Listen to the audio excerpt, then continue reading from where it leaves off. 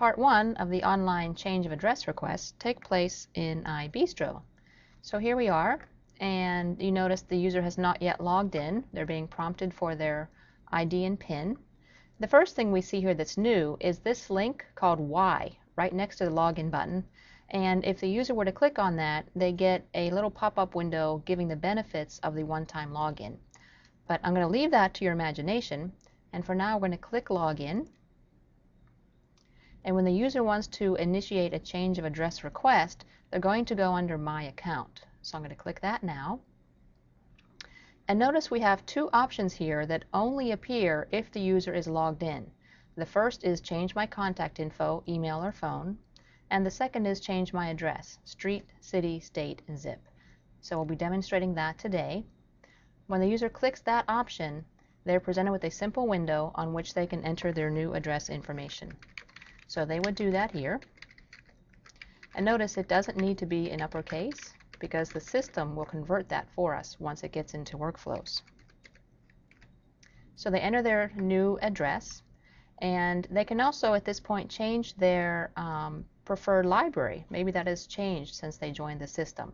So they can make a different choice there if they so choose. And this field is optional, the branch. And notice the library card is already populated for them. So the user hits send, and they get a quick confirmation indicating that the change of address request has been submitted and will be processed in the next 3 business days. So the user has completed their request, and they would go on to do their searching or whatever in iBistro. So the next part of this video will demonstrate how that information is processed in the Workflows client. So here we are in the Workflows client, and we're going to use a new wizard located under the Common Tasks grouping, and that wizard is called Process Customer Request. So what I'm going to recommend is that the very first time, before you even go into that wizard for the first time, you want to do a mouse over it and then right-click and then select Properties. Because what we're going to do, we're going to set the defaults for our searching for requests. So the request type, we want to keep that as change address, the status, to keep that as new, but you want to change the service library to your home agency. So I am currently logged in as a CL staff member, so I'm going to make that central and then say OK. Now whenever I log out of Workflows at the end of the day, it's going to prompt me again to save my changes, and I'm going to say yes, because then all my future workflow sessions will keep those defaults.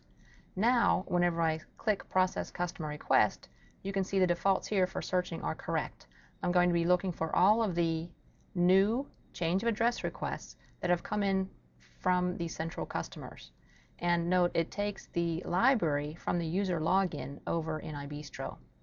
So when I click Search, I'm presented with a list of those new requests for central customers. And notice the oldest one is the first in the list. And normally I would select this one to work, but in this case, since we just submitted the latest one, we'll be consistent and stick with that. So I select the request, and I come down here and I click the Continue button. Now I can see all the information that was entered by the user in iBistro. And at this point, I want to just eyeball it and make sure that there are no obvious typos, because if one of these customers are getting notices, we want to make sure the Postal Service won't reject the mail because of a bad address. So the address looks good, and I can go ahead and update the customer record with this information. So what I'm going to do, I'm going to come over here to the Modify User wizard under the User Info and Maintenance. And notice the current is already selected for me, so I just need to click that name. And I'm going to select the Addresses tab. And hopefully you're all used to working in multiple windows mode, because I'm going to come up here under the Window menu item, and I'm going to click Vertical.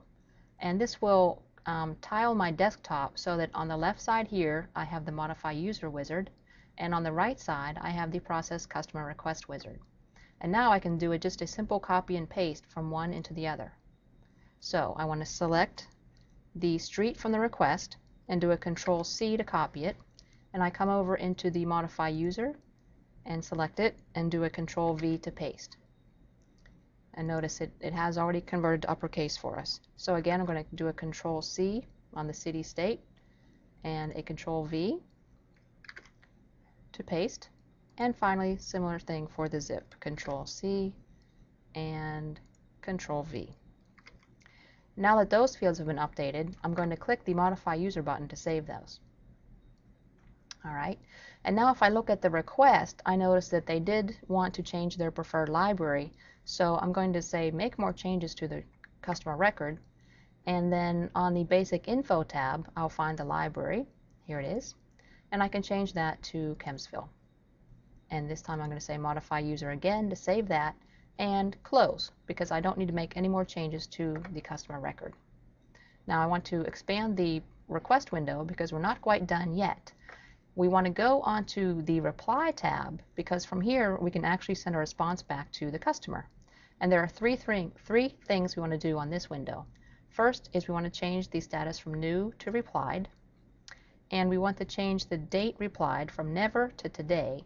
So I'm going to use this little gadget and select the radio button for a specific date and let it default to today's date. And I will click OK to save that and make that big again. And the final thing I want to do here is just type a short and sweet message back to the customer, something like your address has been updated. And this is what they will see over in iBistro again. So now when I click Modify, it will save that information on the request, and so that it can go back to the customer. So basically that's all I need to do for that particular request. If I want to work other requests that are in the list, I can just use the Next button, and that will bring me to the next request in the list, and I simply repeat the process for that customer. So that's how the change of address requests are processed in workflows. And next we'll see how the customer can see that response back in iBistro. So part 3 of this tutorial involves the customer seeing that response back in iBistro. So here we are in iBistro. Notice the customer is logged in. And if the customer were to go under Review My Account, we'll see something new. In addition to the holds and charges, there's a new button here called Requests and Library Messages. When the user selects that, clicks on that button, they get information about the request, when it was submitted and when the staff member replied back. And they also see the response that the staff member typed in over in Workflows. Your address has been updated. They can also see the original information they included on the request.